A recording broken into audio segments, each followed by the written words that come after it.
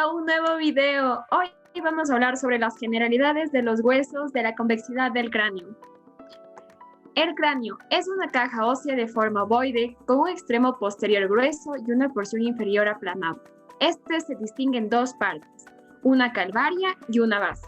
La calvaria está formada por la escama del hueso frontal, los huesos parietales, la parte escamosa de los temporales y la porción superior del hueso occipital. La base comprende el hueso etmoides, la porción órbito-nasal del hueso frontal, el hueso esfenoides y los huesos occipital y temporal.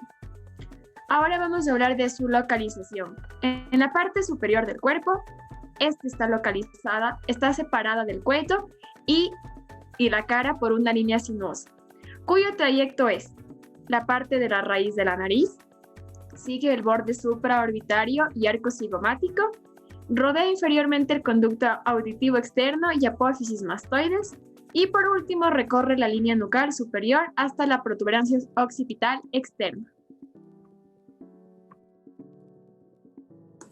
Vamos a continuar con las suturas del cráneo. En un cráneo de un adulto vamos a encontrar principalmente 4 suturas. La primera es la sutura coronal. Esta es la que se encuentra entre el hueso frontal y los parietales. También tenemos la sutura sagital. Es la que se encuentra entre los huesos parietales contralaterales. Encontramos también la sutura llamada escamosa. Esta es la que se encuentra entre los huesos temporales y los parietales. Encontramos por último la sutura llamada lamboidea.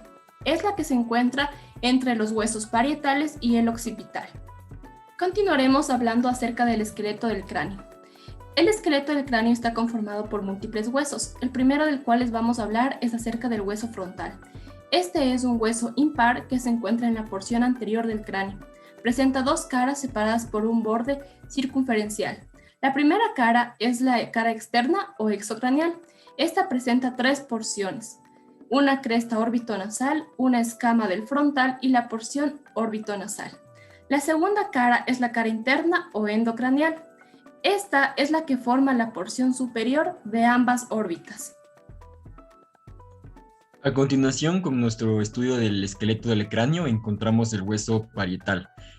Podemos decir que el hueso parietal va a ser un hueso plano, va a ser cuadrangular y va a estar situado a cada lado de la línea media, en la porción superolateral del cráneo. Posteriormente al hueso frontal y anterior al occipital, superior encontramos al temporal. Va a presentar 2 caras principales. La primera cara se va a denominar cara endocranial, que va a ser cóncavo en su centro, va a presentar una depresión, va a presentar también una estructura denominada fosa parietal y se va a encontrar surcada por canales ramificados que van a alojar varios vasos sanguíneos.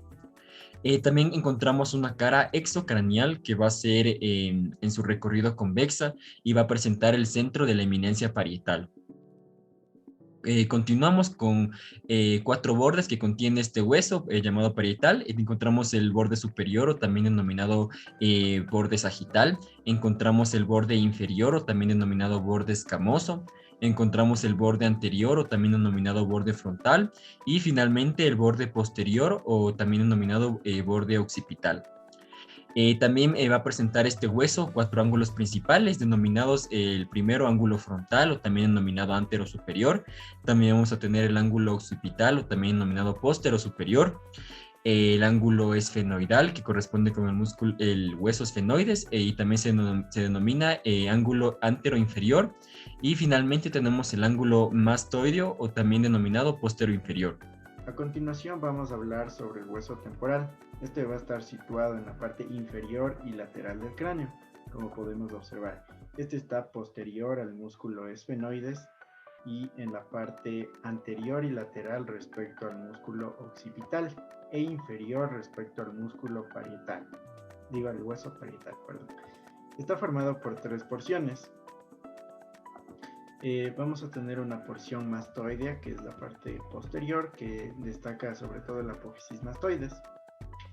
Una parte escamosa, que es la mayoría de la parte anterior y superior del cuerpo de la cara exocranial del hueso. Y finalmente una parte petrosa o petrotimpánica, que es la que podemos observar aquí con forma de triángulo. A continuación vamos a pasar a hablar del hueso occipital.